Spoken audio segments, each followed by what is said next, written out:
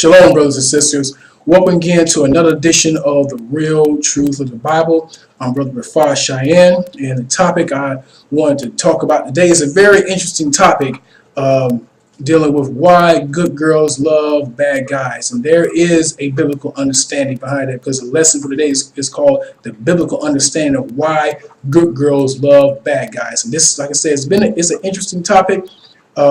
A lot of worldly people have made a lot of great points pertaining to this, this issue, and why the quote unquote nice guys get rejected, and the bad boys / thugs always get the women and with no problems. There's a reason behind that. All right, you understand? So, and without the understanding of the Bible, no one will fully have the understanding. All right, because you got to understand that Most High created you women in a certain way to in order that there will be balance in the household. So that's what it's all about. It's basically what you'll find out throughout this lesson is that women they go for these types of men because they have core qualities that they don't see in nice guys. All right.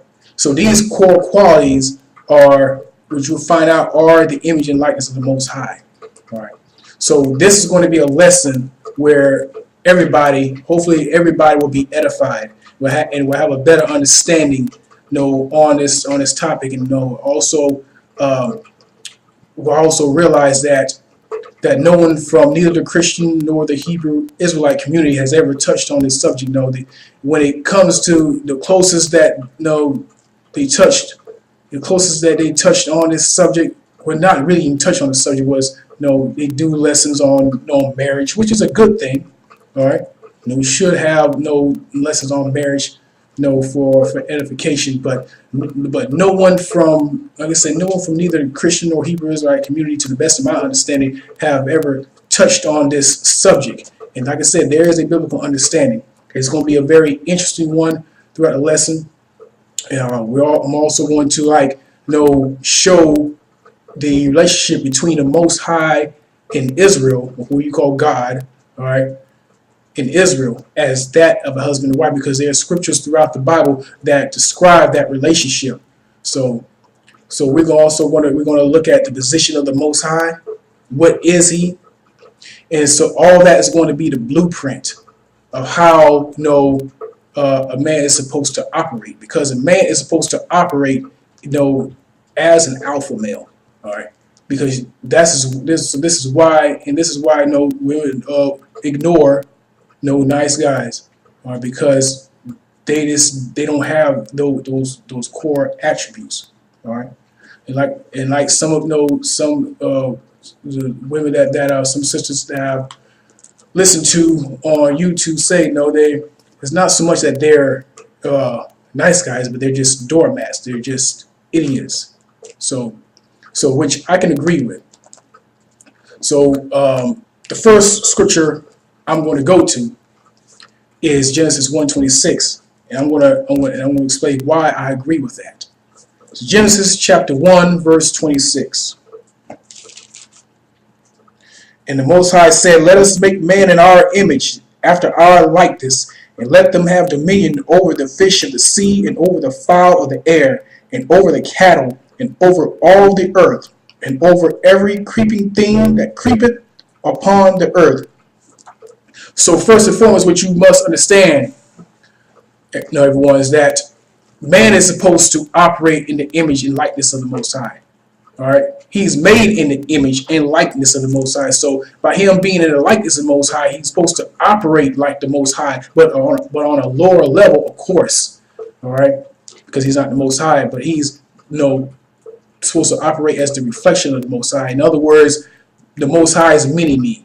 Okay, so, and this is what women look for. All right, and man also was originally set to have dominion.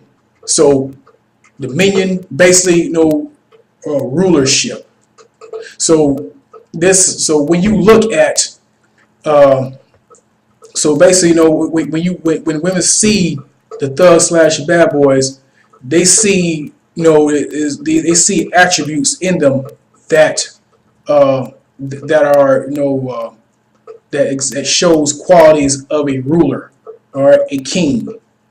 Okay, but the problem is that they use these core attributes on the left hand side, which is confidence, being sure of themselves, spontaneous. They're not a yes man. They basically they have core qualities that make them rule, and that's what women desire. They desire a man to rule over them, all right, because the Most High put it in their DNA for that, all right. So now let's go to the next scripture we'll go to is Genesis 2:18. Genesis chapter 2 verse 18. The Most High said, "It is not good that the man should be alone. I will make him an helpmeet for him." All right. So this is the purpose for the woman being created, was to be a helpmeet, an assistant. All right, not a ruler over a man, because a woman does not want a man that's that's operating like a servant towards her. All right, no, they want a ruler. So because it's in their DNA, because the Most High put a certain spirit on them, they this is why they reject the nice guys, because they're not operating in the image and likeness of the Most High. All right, they're operating like a servant towards them, where they're supposed to be operating like a ruler. All right, you understand? That's not the image and likeness of the Most High. So it's really a good thing that they reject those type of men, because if they don't reject those type of men and marry those type of men, that's going to be a problem, because then if they marry these type of men, then there will be imbalance within the household. The household will not be balanced, because the man is operating more. He's not operating like a ruler. He's more. He has like more of a feminine type spirit on him, and so the household will be out of whack. So this is why they go for the thug slash bad boys, because they show more of those qualities. They exert those qualities more. All right, and when they see these type of men, they see strength, pure strength. All right, and so when they see nice guys, they see weakness. All right, because why? Because they were created to be a helpmeet. They were not created to be a ruler. So that's why it may, a lot of women may not know. They may not admit this, but they prefer a man to rule over. They look for a ruler. That's why they go for those types of men. The only problem is that these types of men, they're using those core qualities on the left hand side. All right, they're using it towards wickedness. All right, so the solution is that these women should be looking for a man that has those same core qualities, but using them towards righteousness. You understand? Because ultimately a woman should be following the Most High. You should be following a man that's following the Most High, that's doing the Most High as well. I'm talking about those who follow the Bible. I know that not everyone believes in the Bible, but but like I said, the name of the lesson is the biblical understanding of why good girls love bad guys. All right. So now we must examine the position of the Most High. So when you examine the position of the Most High, he is first and foremost a ruler, right? He's a ruler of heaven and earth, and he has servants. He has people under him. He has angels operating under him, right? And he is spontaneous. How is he spontaneous? Because when you pray, when you ask for something in prayer, you most likely won't get it at that moment in time, all right? But if the Most High, if it's the Most High's will that you receive what you ask for, you'll get it when you least expect it. All right, that's being spontaneous. That's what women also want in a man, to be spontaneous. All right, they may ask for they may bring it to his attention that they want a certain gift that he wants. They like to have something, and so the man will, okay, so he takes that into account and decides to, surprise her when she least expect it. It's being spontaneous. So this doing something out of the clear blue. So no one wants a man that's predictable all the time. And I'm not saying no, you got to be spontaneous all the time, but what women know looking for in a man is one of the core attributes of the Most High. All right, we just being a ruler and being spontaneous. All right, and remember what I said earlier, that by the Most High being a ruler, he has servants under him. So when you look at the household, the man is supposed to be, is created to be the head of the household. So if he's a head, that means he has people. So everybody else in the household is answers to him, or they're under him. I don't mean not in a bad way, not in a negative way. All right, but that is established order in the household. So basically, when women desire these types of men, they're ultimately looking for a husband. All right, to, like I said, to rule over them, because they're created to be a helpmeet. All right, so basically, even if he's, although that those types of men are operating on the left hand side, it's more balanced. The household is more balanced. All right, it's not but it's not to the balance to where they're doing the will of the Father, where they're operating to do the Most High's will. All right, but nevertheless, he is showing the qualities of a ruler of the household. All right, so, and even when you look at Christ, when he comes back, he's going to be spontaneous, because he's going to come when you least expect it, because the scripture says no one knows the hour or the time that he's going to be here. All right, so that's being spontaneous as well. So also what we also must understand about the Most High is that he is a shot caller. All right, he just like when he created heaven and earth, what you think he was doing? He was calling shots. He was giving orders. So we're going to go there. Let's go to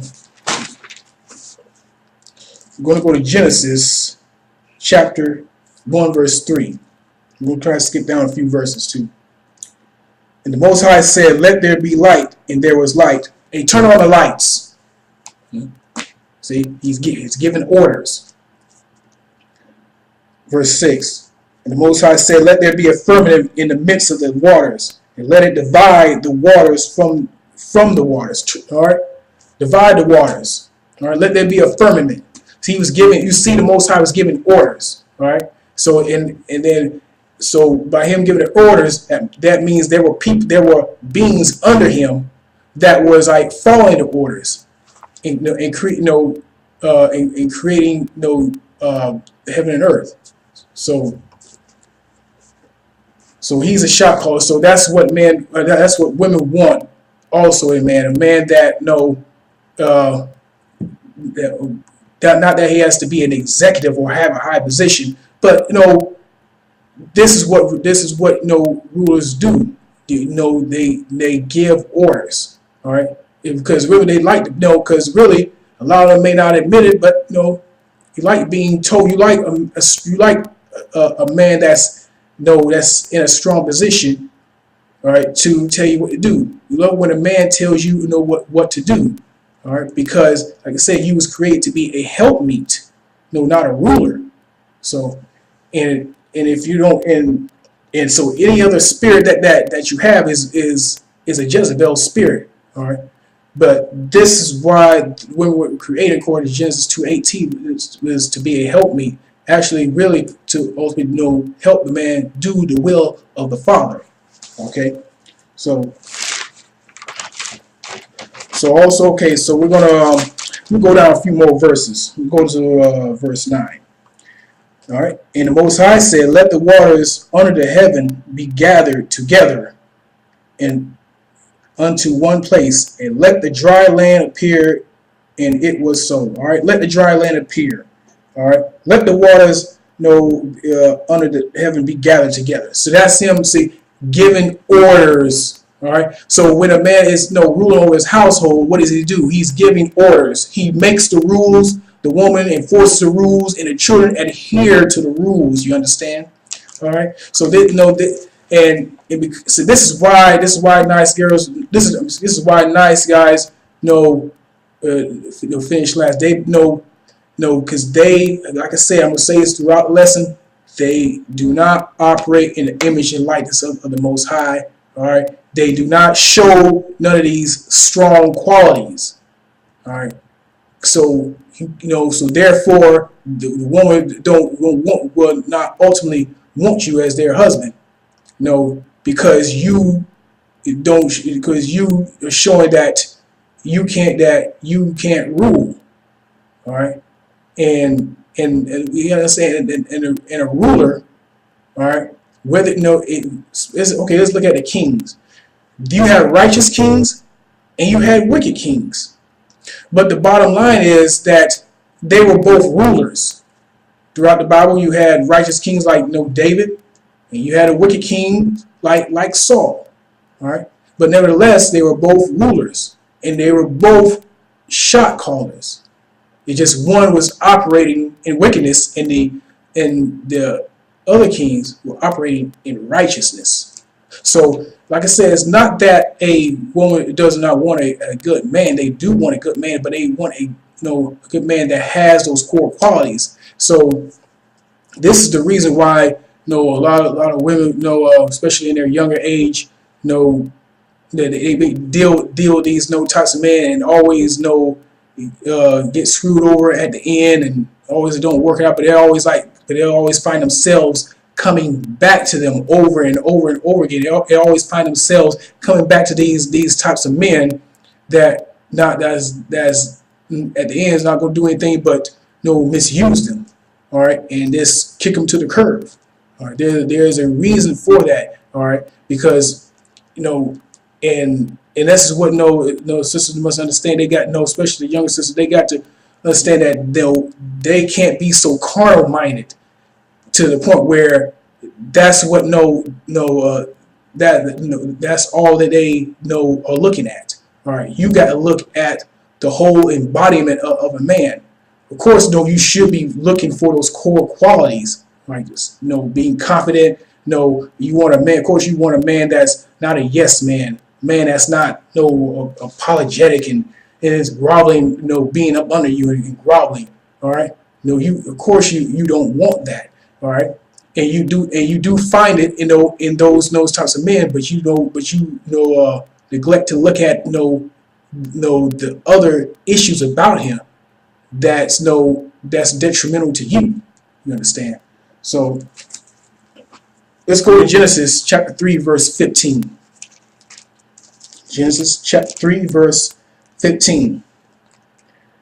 And I will put enmity between thee and the woman, and between thy seed and her seed, and it shall bruise thy head, and thou shalt bruise his heel.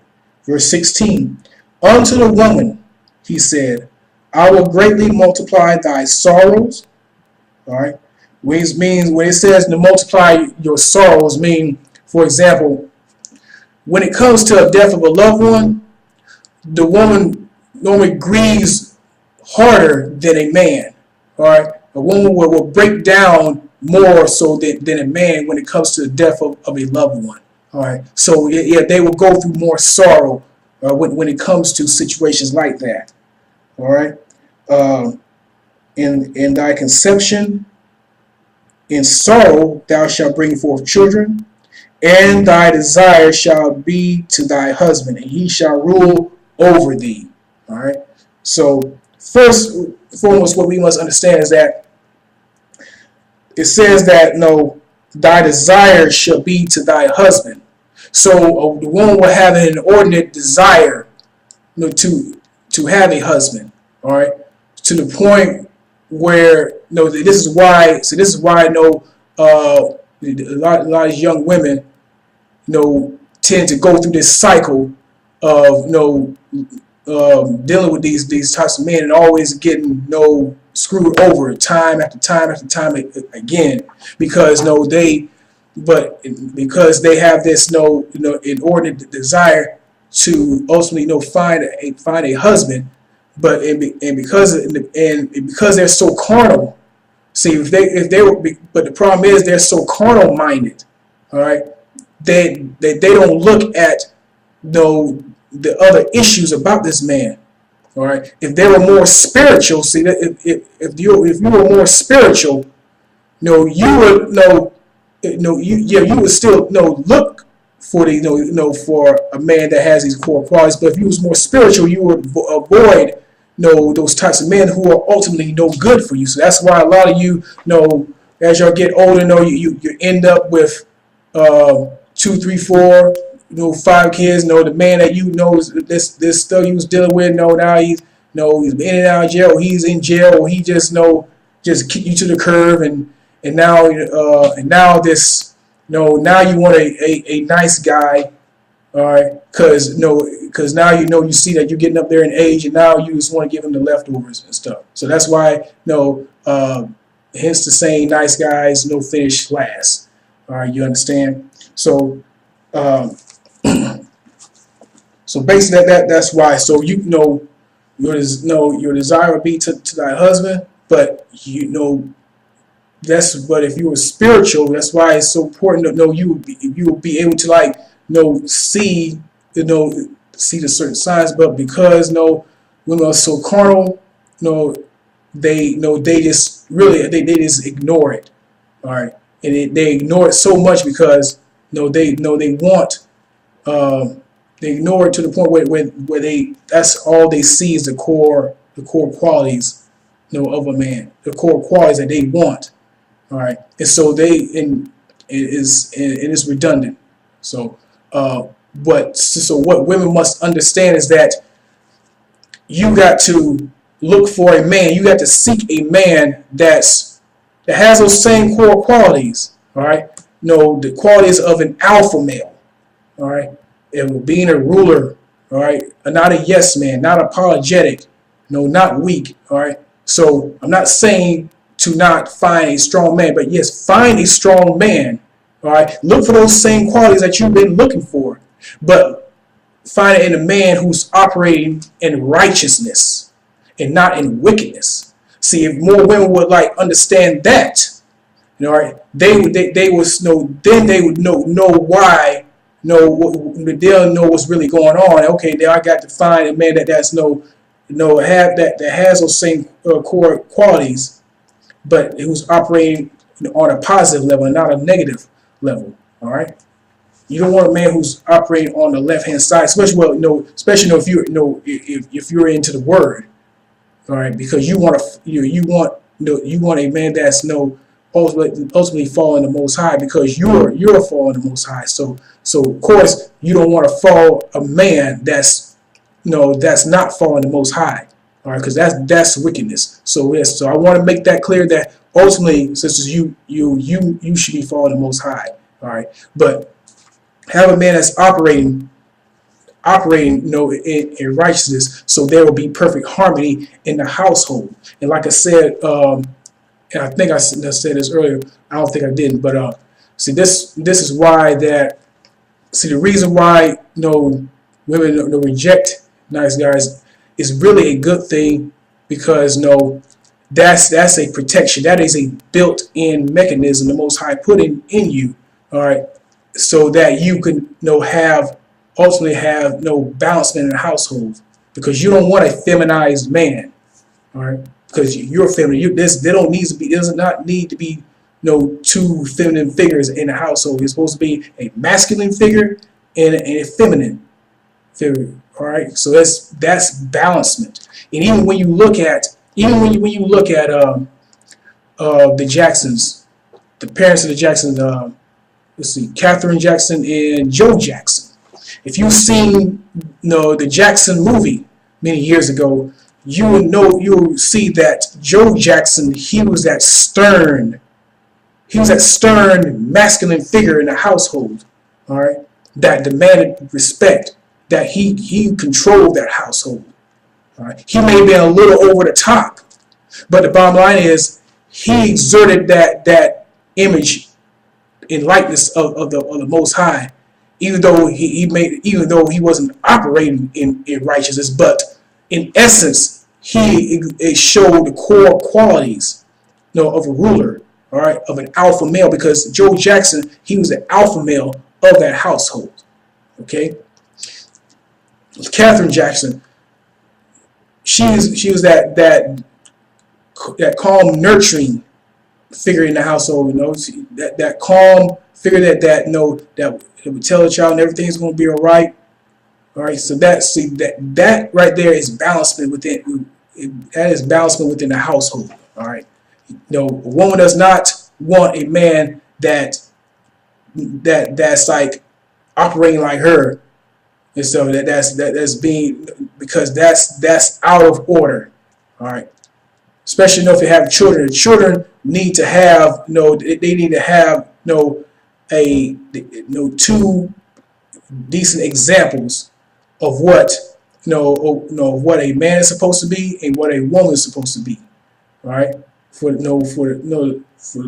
whether they male, whether it's a boy or it's a girl. All right, they need to have those two examples in the household. And unfortunately, of course, a lot of children not being raised by both parents in the household. So, but that's not going to go all the way into that.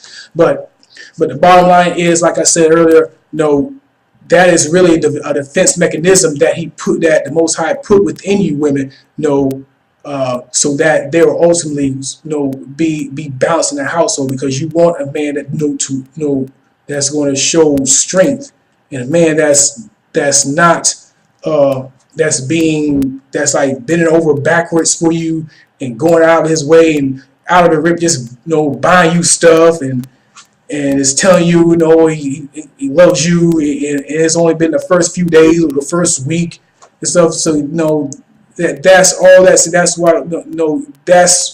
is basically weakness.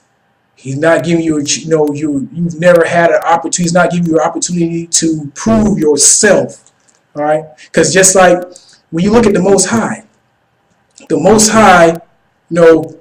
throughout the Bible, he has his servants to prove themselves. And those of you, whether you're a Christian or Hebrew Israelite, you know that the Most High requires something of you to prove yourself in order to make it into his kingdom. All right? So, and basically, as far as the truth of the Bible is concerned, the requirements are, you must keep the laws, statutes, and commandments. All right? You must believe in Christ. You must spread this word. All right? In order to make it into the kingdom, you must live righteously in order to make it into his kingdom. So likewise, the men, the thugs / bad boys. See, the reason why they don't never have a problem getting women is because they give them a challenge. They always prove them. All right, the woman knows that she got to prove herself. All right, to get to a certain status with that particular man. You understand? So so like I was saying, he will require, all right, a thug / bad boy. Okay, the thug / bad boy will not start off going out of his way buying stuff and just bending over backwards for her, and just going out of their way and being apologetic and being a doormat. They're not a yes man. See, all that is strength. All right, so all that is the image and likeness of the Most High. All right. So, in order to see a thug / bad boy, in order they're going to prove that woman is see whether or not she's down for the cause, whether or not she is a rider, and if that thug / bad boy sees that she is down for the cause, that she wants to be with him, and that she's doing what it takes. For the things to work out between him and her, then he would like start, okay, then he has proved her, then he will like start doing some some nice things, or maybe start buying her something every now and then, or taking her out where he flips the bill. You understand? Because he's proved her. All right. So that shows the woman. See, that's what the women want. All right. They want a man that's going to challenge them because they want to earn their stripes. You understand? You understand? So, that's why. That's one of the reasons why they always reject nice guys, because the nice guys, they don't do any of that. They just like immediately just give them the red carpet. And that's not good at all. All right. So another point I want to bring is that when the thugs / bad boys, when they do this, see, that means they have that means the woman has entered into their kingdom, just like the Most High proves us. All right, we have to prove ourselves to the Most High in order to make it into His kingdom. So it's the same thing, with the women that dealing with these thugs / bad boys. All right, because they at a certain point, if they prove themselves, then they've made it. Then then that man will consider them to be a part of their kingdom, or their life. So that's what I mean when I say, okay, you become a part of His kingdom. Meaning, you become a part of His life. You understand? It's the same thing, but just on a lower level. You understand? It's like I said earlier. The man was created in the image and likeness of the Most High, so therefore he must operate in the image and likeness of the Most High. All right. Basically the Most High's mini-me. Okay. So let's go to. I'm gonna go to Matthew chapter 25, verses 1 through 13. We're going to read a parable here that Christ gave. This has everything to do with a man being spontaneous. All right, let's read it. Genesis chapter 25, verse 1. Then shall the kingdom of heaven be likened unto 10 virgins, which took their lamps. We know what a virgin, according to the Bible, it is a woman that's never known a man. Okay, or when you read the Zondervan's Bible Dictionary, it's a young unmarried woman or woman of marriageable age. But nevertheless, the virgin here is referring to women. Okay, I just want to establish that. Okay. All right. Then shall the kingdom of heaven be likened unto 10 virgins, which took their lamps and went forth to meet the bridegroom. And 5 of them were wise, and 5 were foolish. They that were foolish took their lamps and took no oil with them, but the wise took oil in their vessels with their lamps. While the bridegroom tarried, they all slumbered and slept. At midnight there was a cry made, Behold, the bridegroom cometh, go ye out to meet him. Then all those virgins arose and trimmed their lamps. And the foolish said unto the wise, Give us of your oil, for our lamps are gone out. But the wise answered, saying, No, so let there be not enough for us and you, but go ye rather to them that sell and buy for yourselves. And while they went to buy, the bridegroom came, and they were ready, went in with him to the marriage, and the door was shut. All right.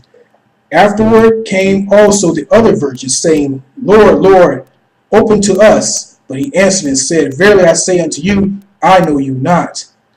So the reason why I brought out that scripture is to show that, even in the Bible, you see the Lord is also spontaneous. He's going to come when you least expect it. That was my whole point in bringing forth that scripture. All right, that was talking about the coming of Christ. All right, who is the bridegroom? All right, by the way, and the woman, of course, being Israel. All right, so because that's who he came for. That's the whole another topic right there. But So basically, it is like I said. No, we want a man that's spontaneous at times. So now let's just look at. Now we're going to examine the relationship between the Most High and Israel. All right, is that of a woman. So we're going to go to Isaiah chapter 54, verses 4 through 5.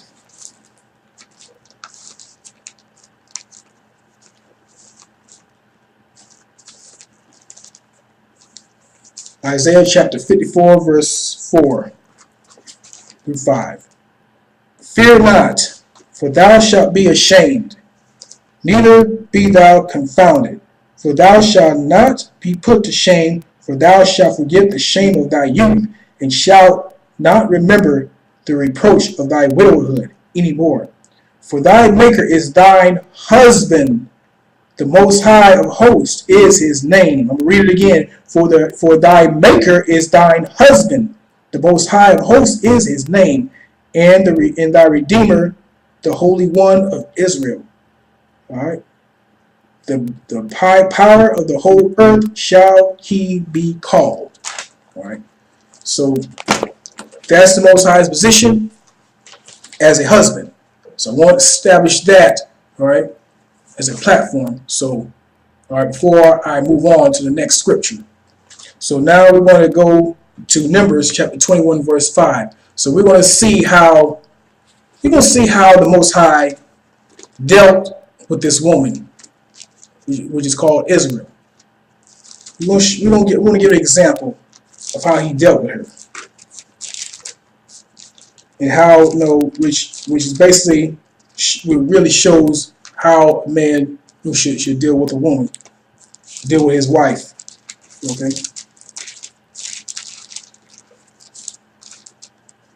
Numbers chapter 21, verse 5. And the people spake against God and against Moses. Wherefore have ye brought us up out of Egypt to die in the wilderness? For there is no bread, neither is there any water, and our soul loatheth this light bread. All right. So this is the woman, Israel, complaining. This is the woman complaining about about this light bread. All right. Basically, being dissatisfied or what's going on. Okay. So in the Most High sent fiery serpents among the people, and they bit the people, and much people of Israel died. Therefore the people came to Moses and said, We have sinned, for we have spoken against the Most High and against thee. Pray unto the Most High that he take away the serpents from us. And Moses prayed for the people. And the Most High said unto Moses, Make thee a fiery serpent and set it upon a pole. And it shall come to pass that every one that is bitten, when he looketh upon it, he shall live. So basically, this is the woman complaining, basically getting out of line, with the husband, which is the Most High. All right. So before I should have went to this scripture a little earlier. Before before I come back to this verse, Numbers chapter 21, let me go to Jeremiah. Let me go to Jeremiah 11, the 11th chapter. I think it's the 11th chapter real quick.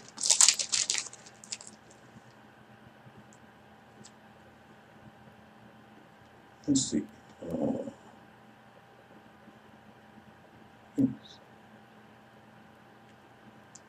Yeah. Bear with me for a minute. Okay. Jeremiah chapter 3, verse 11. And the Most High said unto me that the backsliding Israel hath justified herself, see, it's a woman, symbolically a woman, more than treacherous Judah. Go and proclaim these words toward the north, and say, Return thou backsliding Israel, saith the Most High, and I will not cause my anger to fall upon you, for I am merciful, saith the Most High, and I will not keep anger forever. Only acknowledge thy iniquity, that thou hast transgressed against the Lord thy God, and hast scattered thy ways to the strangers under every green tree, and ye have not obeyed my voice, saith the Most High. Turn, O backsliding children, saith the Most High, for I am married unto you. All right? And I will take you one of a city and two of a family, and I will bring you to Zion. All right? So the Most High saying, I am married unto you. So there you have it. The husband and wife. That's Most High in Israel. It's that of a husband and wife. Now I'm going to go back to Numbers chapter 21. So you can hopefully have a better understanding of the points that I'm making here.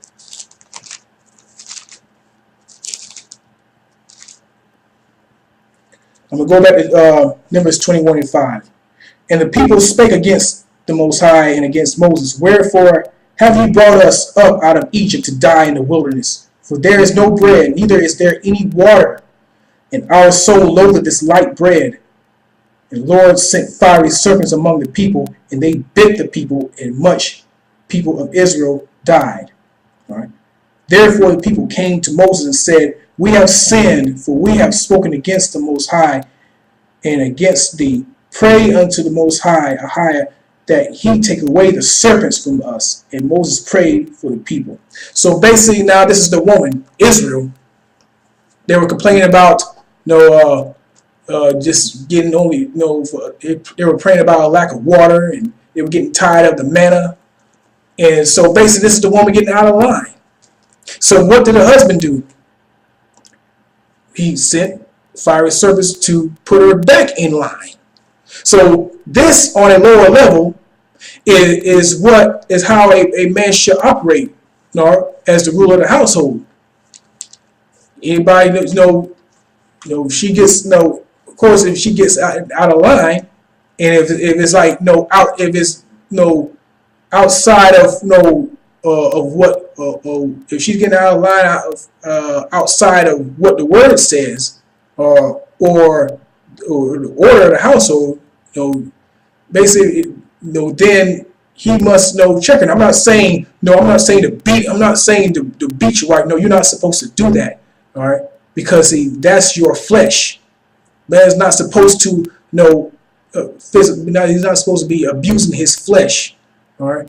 But what I'm saying is that this is why when if a woman gets disrespectful or starts to get in your face and stuff, you got to know this is when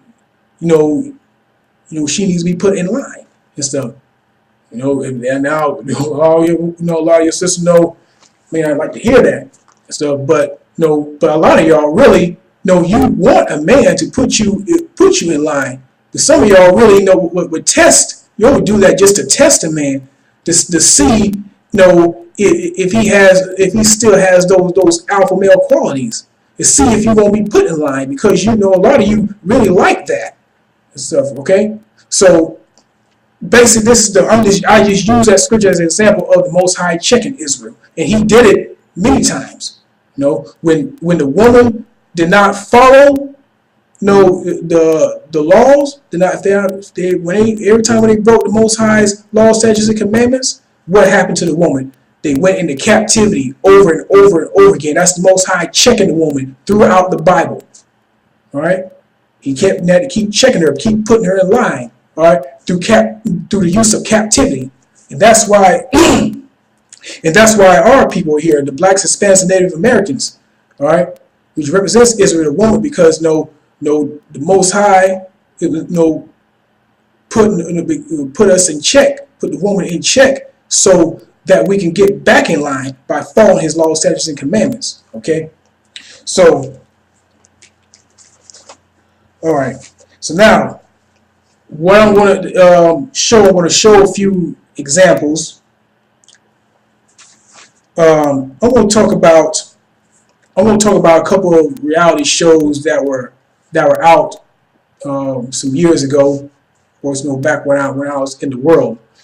There was two reality shows that were dealing with dating, dating type of reality shows. One was Flavor of Love, and the other one was called I Love New York. All right, and some of y'all may remember those reality shows.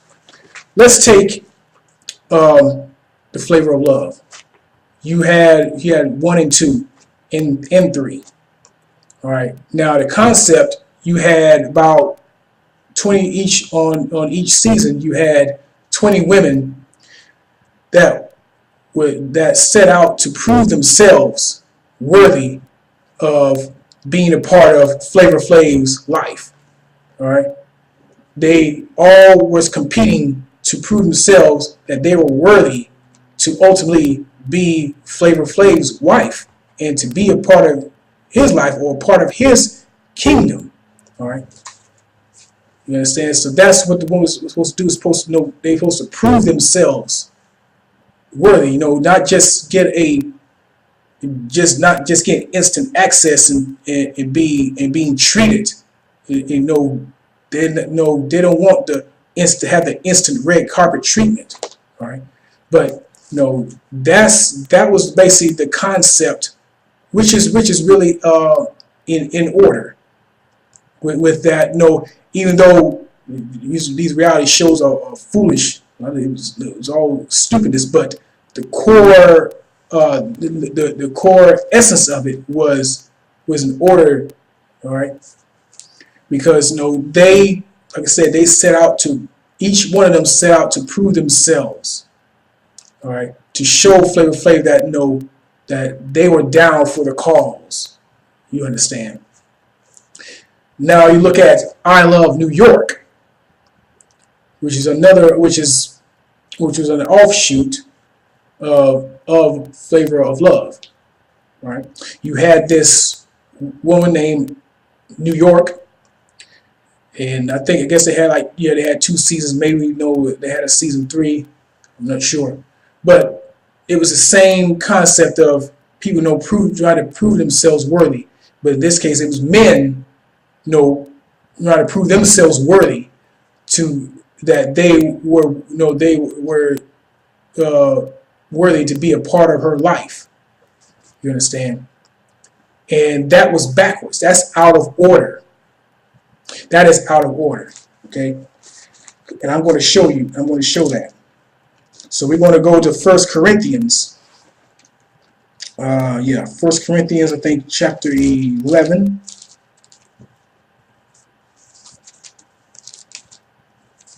Start with verse 7. First, I'm going to start with verse 3. But I will have you to know that the head of every man is Christ. This is a divine order, by the way. But I will have you to know that the head of every man is Christ, and the head of the woman is the man, and the head of Christ is the Most High. All right.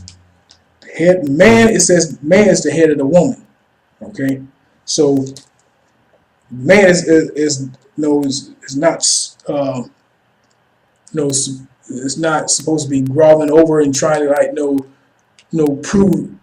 prove himself to the woman like that. Just like the Most High. All right, with Israel is throughout the Bible, was not about trying to prove himself to the woman. It was all about the woman proving herself to be worthy of being a part of the Most High's kingdom. Or you understand? Now, let's skip down to the 7th verse. For a man indeed ought not to cover his head, for as much as he is the image in glory of the Most High, but the woman is the glory of the man. All right. For the man is not of the woman, but the woman of the man. Okay. Neither was the man created for the woman, but the woman for the man. All right. So when you look at a reality show that some of you may remember, it's called I Love New York. 3 seasons. You had all these men try to go out of their way to prove that they were worthy. Others weren't proving themselves, which is backwards, because that woman was created to be a helpmeet. All right, she was you was the man is said scripture. I'm gonna read the scripture again. It said, neither was the man created for the woman, but the woman for the man. The woman was created for the man. The woman was created to be the glory of the man. All right, you understand? And since the man is in the image and likeness of the Most High, no, the Most High is not about proving, not trying to prove themselves or worthy of his creation. No, or the woman. That is the other way around. All right. So I'm not saying don't know that. But I'm just saying you had to have those core qualities. I'm just saying that's out of order. All that is out of whack. All right. A man is supposed to have the core qualities of an alpha male or a king. All right. And of course, I'm not saying that and also I want to make this clear. Because the woman is a helpmeet. All I want to say this, that I'm not saying to the man that you shouldn't listen to the woman because she's a helpmeet for a reason. To give, because she might see, especially if she's filled with the Holy Spirit, she might see an error in a plan of action that you're taking and make a suggestion. So I'm not saying don't listen to your wife, all right? But I'm saying, but the whole point is that you're not supposed to be, a man's not supposed to be going around seeking the approval of his woman or his wife, all right? Because that's not the likeness of the Most High. The Most High is not seeking the approval of his servants. That's backwards. That's out of order. All right. So this is why. That's why the scripture says the man is the glory of the Most High. I'm gonna read it again. I'm start from the 7th verse. For a man indeed ought not to cover his head, for as much he is the image and glory of the Most High. All right. Because the man is the image and glory of the Most High, he must prove himself worthy of the Most High, to be accepted by the Most High, to be, in order to make it into his kingdom. All right. But the woman is the glory of the man. All right. The woman is the glory of the man. So therefore, since man is in the image and likeness of the Most High, then the woman, it's the woman that is supposed to be seeking to, is supposed to be seeking to be proven worthy to be a part of this man's kingdom or a part of his life. You understand? Not the other way around. So that whole reality show, I Love New York, was backwards, because those men were fools. They were all fools for trying to bend over backwards, trying to break their neck to be proven worthy by this woman and her mother and stuff. That is not the image of the Most High. That is off. You understand? So and that is more so feminine, all right, than masculine. Okay, that is more so a feminine spirit rather than masculine. So I said it twice. All right. So I hope y'all got that understanding. Even though they were all foolish, but the point I was wanting to bring out is that I was wanting to show the core essence of the shows. Okay.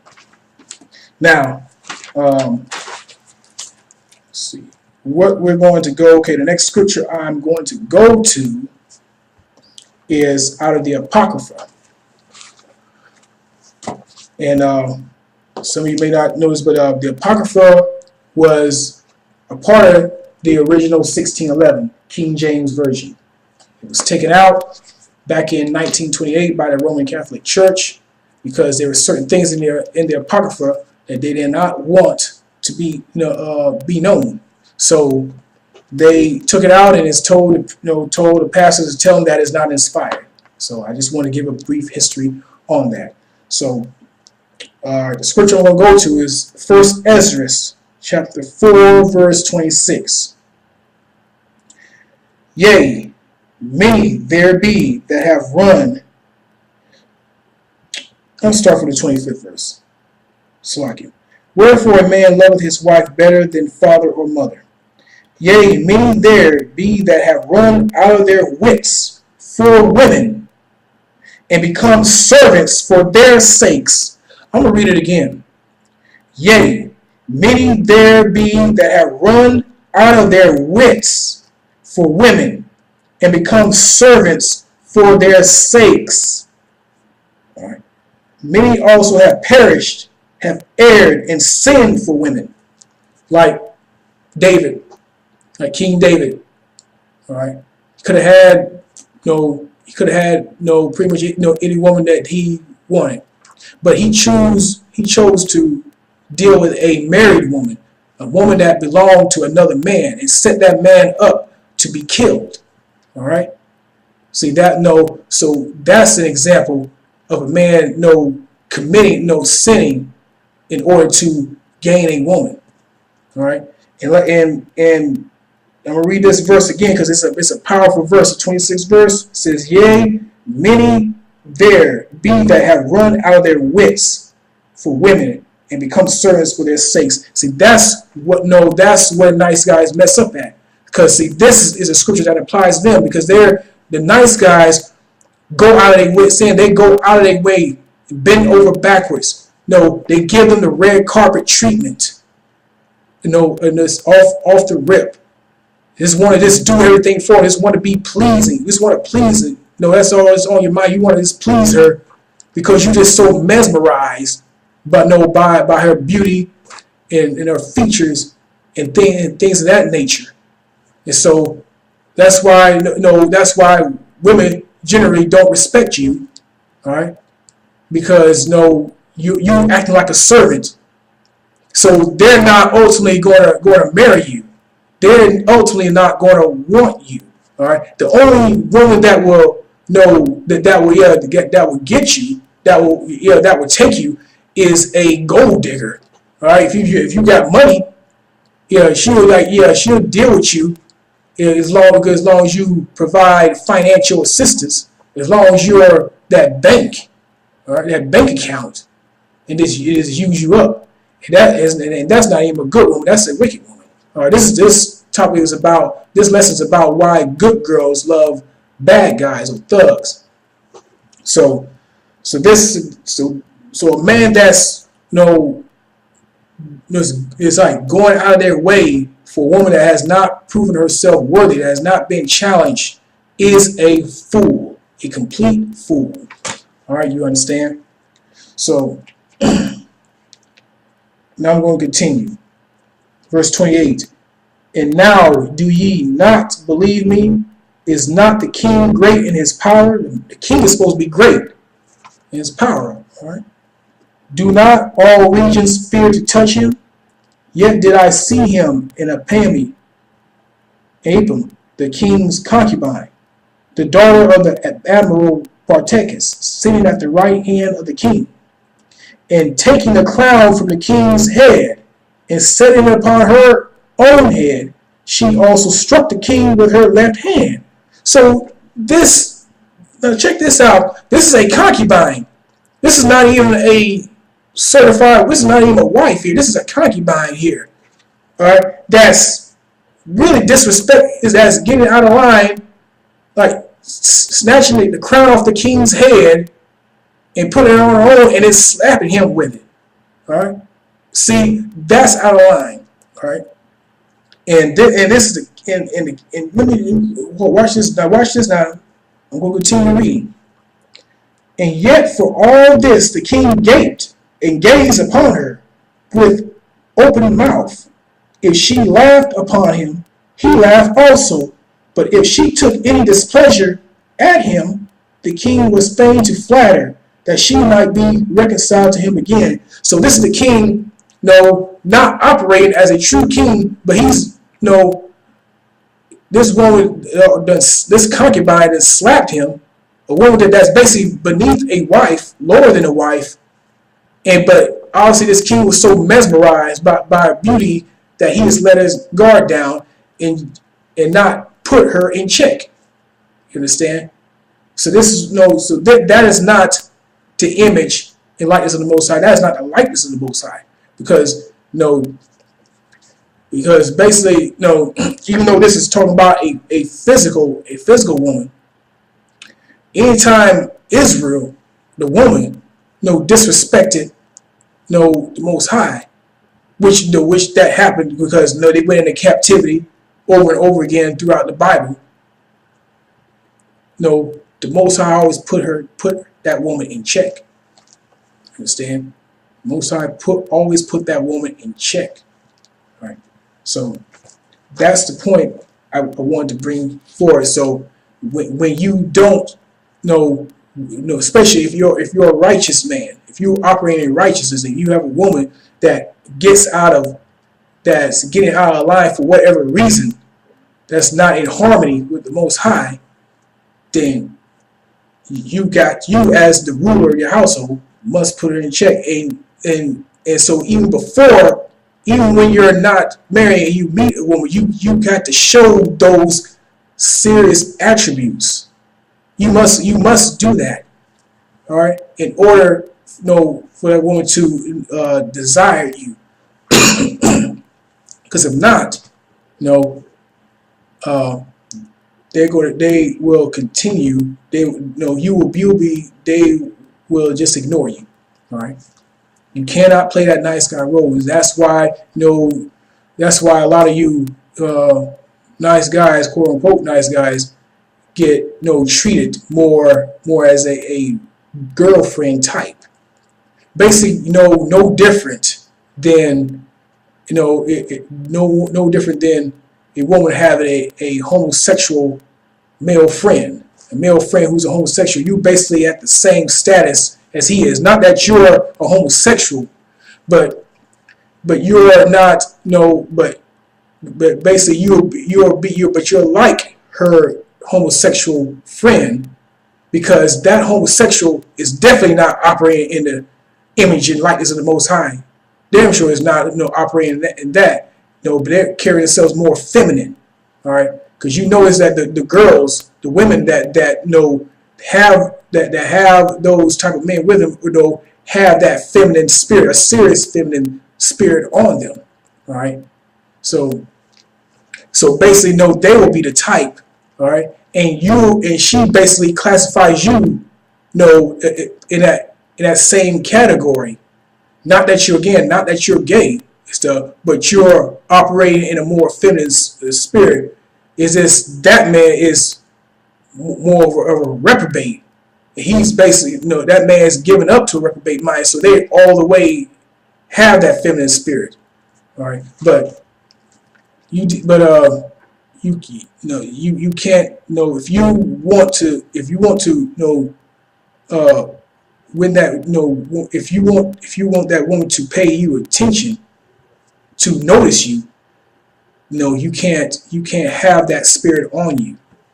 You cannot at all. You cannot have that spirit on you, and so she would, and then that's why a lot of nice guys, when you try to you think that as long as you're like you're always doing right by her, going out of your way, you think as long as you go out of your way for her, that she will ultimately notice you and receive you.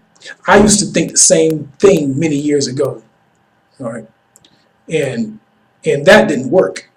And so the woman that I had desired at that point in time ultimately got married to, I would say, a man that didn't do any of those things that I have done for her when I was a lot younger. But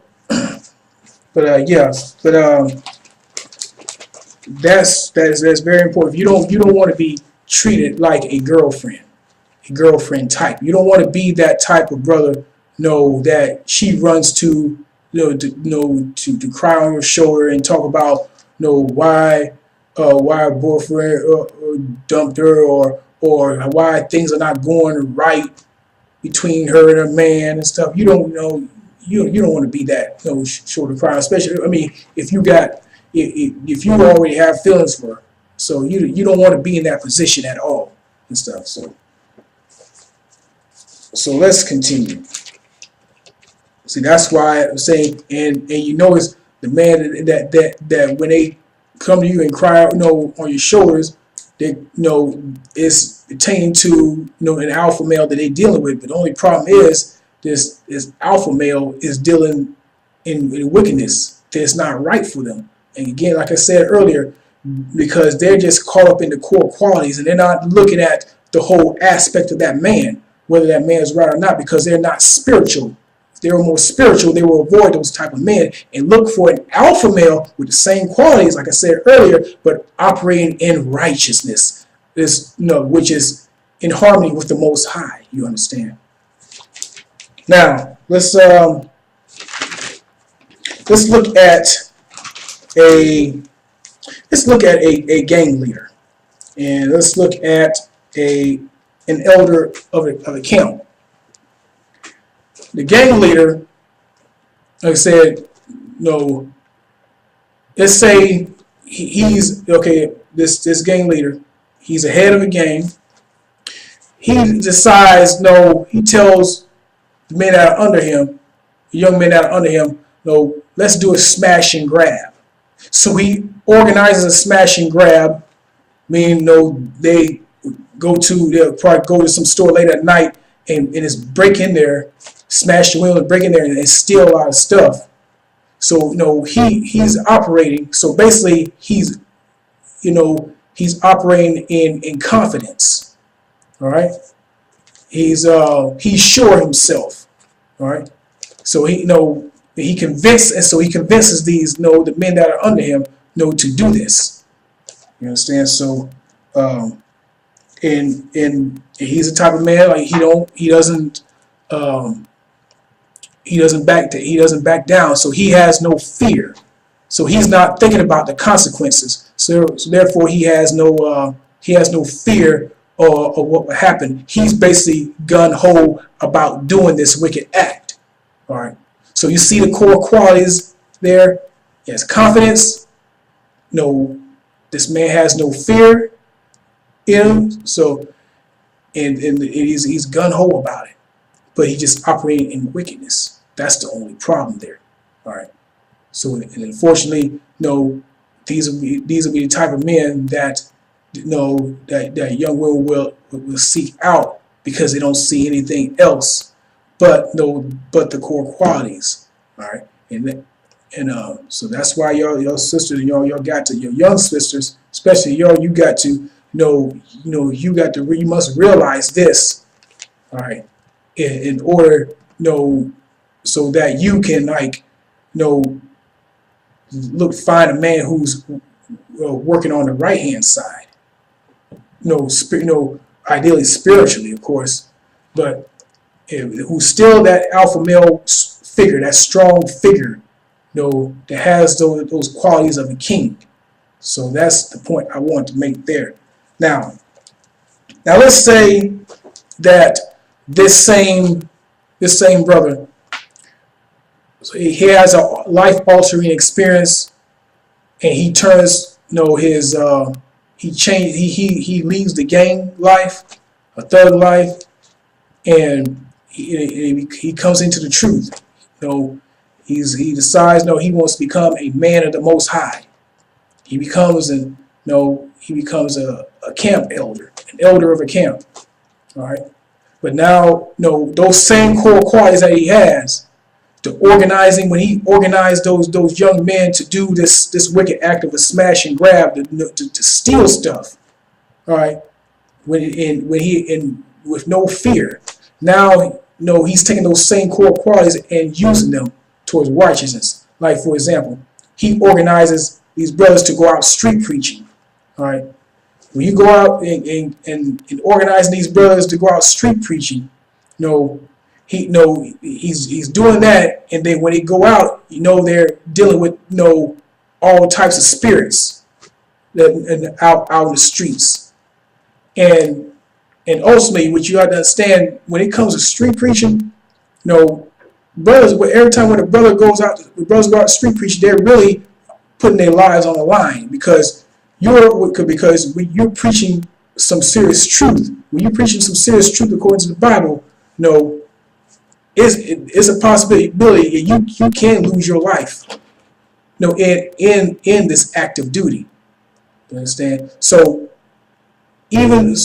let's say, okay, for example, okay, when they go out street preaching, the man who's a gang leader, he becomes an elder, he has his life altering experience. Now, he's out street preaching, and say somebody, he gets into to a debate with someone, or they don't like what he's saying, and they may pull a gun out in front of him in his face, but he doesn't show any fear. You understand? So he has that same attribute of not backing down, because even with the gun pointed to his face, he still is speaking boldly, crying loud, sparing not, lifting his voice like a trumpet. All right, even with the gun pointed to his face. So, and not backing down. Those are the core qualities that's being utilized in righteousness. All right, instead of in wickedness. All right, that's the example I wanted to show there. Now, and also with the pastor, the Christian pastor, he's he's basically over a church, calling the shots, a shot caller. Like I said earlier, what the Most High is. He's a shot caller. So this pastor, so he's a shot caller, and he speaks boldly, for what he knows, for what he knows to be the truth. All right. So, and even though there's a lot of them that they know the truth about, but because they want to grease their palms, they want their palms greasy. That's not so. So, but anyway, he operates in confidence and in boldness when he speaks. And this is part of the reason why there's more women in these churches than men. You understand? Remember, women look, not to say that we're going to church to get with this pastor and stuff, but really ultimately they see those same core qualities in this pastor, because he's showing core qualities of an alpha male that they would see in the thug / bad boys who are operating in wickedness. You understand? But yeah, so basically that's what they're looking at. Ultimately, like I said, not that that's what they're going to church for, but I'm saying that's part of the reason why you see more women in the Christian church rather than men. Part of the reason. So now, let's continuing the lesson. Let's go to Proverbs. I'm going to go to Proverbs 31:3.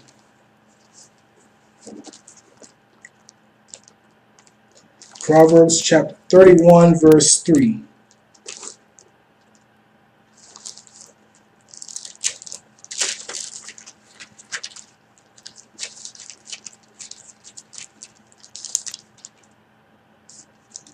Give not thy strength unto women, nor thy ways to that which destroyeth kings. Just like I read earlier in 1 Ezra 4:26.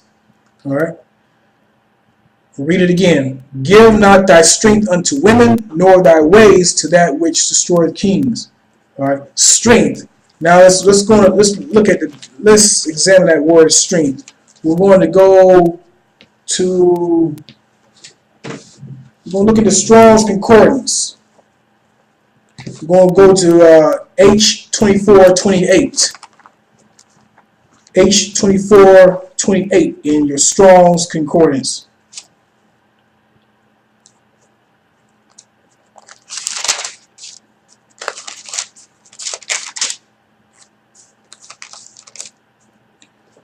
And the Hebrew word is being used for is Ka'il. All right, it says a force, whether of men, means, or other resources. It's a force, whether of men, means, or resources, like your money. All right, transportation, whatever the case may be, is your resources. An army, wealth, virtue, valor, strength. Okay, so basically, when you see when a nice guy, say for example, a nice guy, meets a woman that he really likes, and then he just automatically just, like I said earlier, he's going out of his way, doing everything for, basically using up his time and energy and his money, possibly, to please this woman, when she has not earned it. She has not proven herself worthy. All right, just like just like a servant of the Most High must prove themselves worthy. So as this woman's supposed to be doing that for you, but you're not doing that. You're giving up your strength, your resources for this woman. Where that's where that's off, and that's why and that's why you finish last. You finish last all the time because you're all the time giving up your strength when they have not earned the right for you to utilize those resources when they have earned it. You understand? So now, and also like I said earlier, earn their stripes. Now, we're going to go to next scripture. I'm going to Ephesians chapter 5, verses 22. Start with verse 22. So I'm going to Ephesians chapter 5.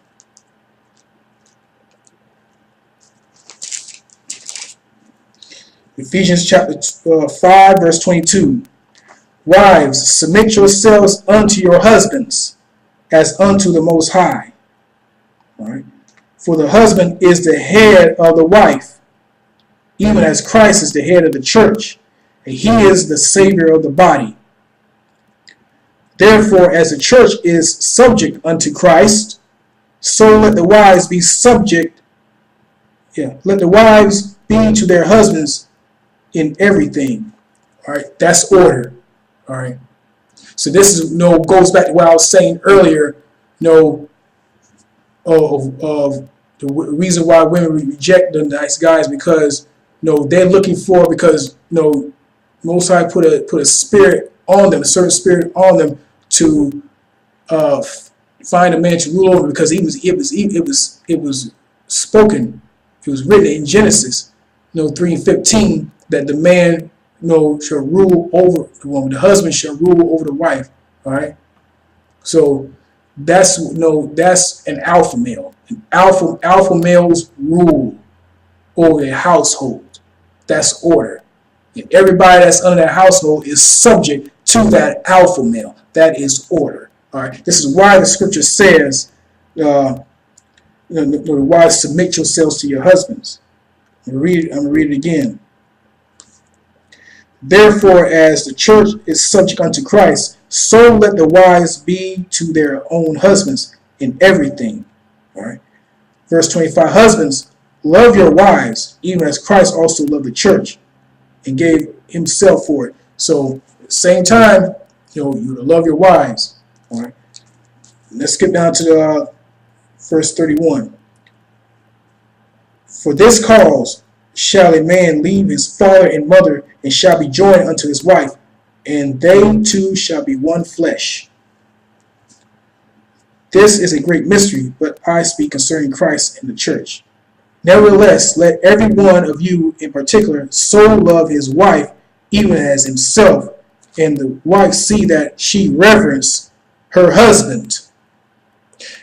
You know something in these scriptures that I read, and you can read the whole chapter, when in your spare time, but nowhere did Paul say anything about the wives loving their husbands. he said to reverence their husbands. All right. So because that's more important.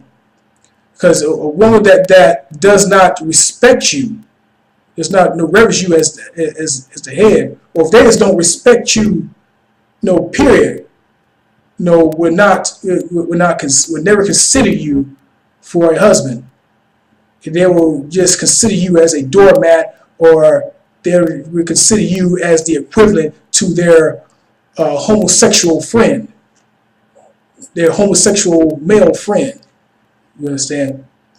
So you just be one of the girlfriend. You'll be like a girlfriend type, and so there was the scriptures never said that for wives to love their husbands, because it's more important to reverence the husband, just like we are supposed to reverence the Most High, those follow this word, all right? Because if you don't reverence the Most High, you're not going to respect the Most High. You want to basically just do what you want to do. All right. And so, because that's what is more important. Because without that respect, it's going to be disrespect. And so when we as followers of Christ disrespect the Father, then we lose out. We can ultimately lose out on our chances to make it into the kingdom, making it into His kingdom. Being a part of His eternal life. So this is why it's important for the wives to reverence their husbands. It's so important because if you cannot be that type to be, you cannot be that man that's always seeking her for approval, always what about this, what about this, you're supposed to you're supposed to be the head. You're supposed to already have things figured out. Not that you can't not that she can't give advice or make suggestions. I'm not saying that, all right? But you're not. But for everything, you're not supposed to be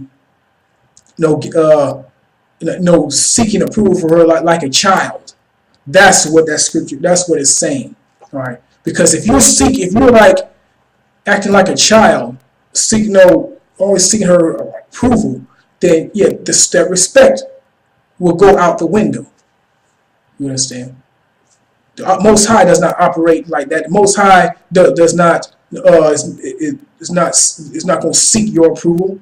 Scripture says, no, my thoughts are not your thoughts, my ways are not your ways. That's the Most High, because of course he's perfect. That's why he's the Most High and stuff. So, but the man is the woman is required to reverence her husband, because without that reverence, it's going to be blatant disrespect. The household is going to be out of order. It's going to be out of harmony. You understand? So now I'm going to go to 1 Timothy chapter 3 verses 4 through 5. 1 Timothy chapter 3 verses 4 through 5. All right. Not given to wine nor striker, nor not greedy or filthy lucre, but patient, not a brawler, no covetous. So this scripture is talking about a bishop. What's required for a man to be a bishop?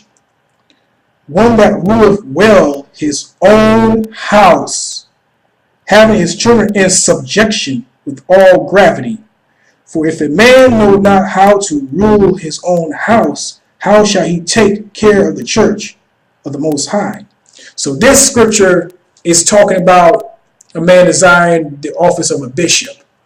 All right, a position of authority, whether it be a bishop or a deacon within the church. So these and one of those core requirements are that he must rule. He must be able to rule over his household. He must show that he has everyone in subjection, in righteousness, of course, in that household. So so basically, again, so No, a man that's holding a position of authority within the church is supposed to already show those same qualities, those same core attributes in a household, on a lower level. All right, because if you can exemplify those core attributes within a household, then it'd be easy for you to like show those same attributes on a higher level, dealing with a church, dealing with a congregation of people, a whole body of people. You understand? That's order. So again, I know I mentioned earlier, I want to reemphasize this about Joe and Catherine Jackson. All right, and I wanted to bring this up again because I want to sink in with a lot of brothers that I haven't know this issue. Joe Jackson was that stern, disciplinary figure in the household. That's what you have to show as a man when you beat a woman. You have to show that you're not a yes man. That you got some discipline about yourself, and that you have those attributes of a ruler, because Joe Jackson showed those attributes of being a ruler of his household, a king of his household. All right, that is scripture there. What I just read to you in Ephesians the 5th chapter, in Genesis 3 and 15, man is supposed man should rule over the woman. All right, and in scripture where it says the woman should reverence her husband. Okay. Also, when you look at Catherine Jackson, I know I said this earlier, but Catherine Jackson, she was she was that calm, nurturing figure in the household. All right, that would tell the children everything's gonna be all right. You got to listen. You got to listen to your father. All right. If you don't do this, the father, what the father's gonna do to you. All right. That was the mother figure. That is how a household should be. That is the proper order of things. All right. And like I said earlier, this is why women have a built-in mechanism to reject a man who is not operating in the image and likeness of the Most High, or operating in the image and likeness of a king. You understand? That's a built-in mechanism, all right, which is a good thing. And the brothers know they got to brothers who are dealing with that issue. That's what they have to understand, so they can make those adjustments. You got to look at how the key is really. When you look at the relationship between the Most High and Israel, that is the blueprint right there. You got to look at the Most High. Look at the status of the Most High. What is he? He's a ruler. All right. He has servants under him. Okay. He's spontaneous, and he demands respect. He demands reverence. All right. That's why Scripture says. The Scripture says the fear of the Lord is the beginning of wisdom. That's in Psalms 111 verse 10, I believe. But it says the fear of the Lord is the beginning of wisdom. When it says fear, that's talking about a form of reverence. It's basically the same type of fear you would have for your parents. All right. So this is why the women. This is why the Scripture more so required the wives to respect their husbands or reverence their husbands, rather than to love their husbands. Of course, they should do that too, but it's more important there, because if no one in the household respects the man, if the man in the house is not respected, then the household will be all out of order. So again, this is why women unconsciously look for these type of men who are usually thugs and bad boys, because they have those core attributes that that will carry on in a household as a husband. You understand? Even though they was have those core attributes where they will rule over, they'll rule over their wife and the children if they have any, and definitely not be a doormat. All right, and be stern about what he says. So that's what we're looking for and stuff. It's just like I said earlier, they're just going to the wrong type of men. All right, if they want to break the cycle, sisters, if you want to break the cycle, if you're continuously dealing with these type of men that are kicking you, that they are using you up, kicking you to the curb, misusing you, treating you like garbage, you got to find, I stress this throughout the lesson, you must find this the same type, the man that has those same core qualities, but who's operating in positivity, who's operating in righteousness. All right. So basically that's the difference between when you look at a gang leader, all right, a thug, and a camp elder. All right. They have the same core attributes, but it's just one is using them towards righteousness, using them he's using those qualities to bring about to wake up people, bring about to use those core qualities to change people's lives for the better. All right, and the other is using his core attributes to lead people basically straight to hell. All right, lead them to death, lead people to lead men to be slain, put in jail, whatever the case may be. So those are the only differences. So with that being said, that's pretty much it. I hope everyone was edified, and if I missed anything, then I will do a follow-up video to explain what I missed. But I think that pretty much covers it. Hope you all got the biblical understanding of why this is so. So with that being said, I wish everyone Godspeed, and take care. Shalom.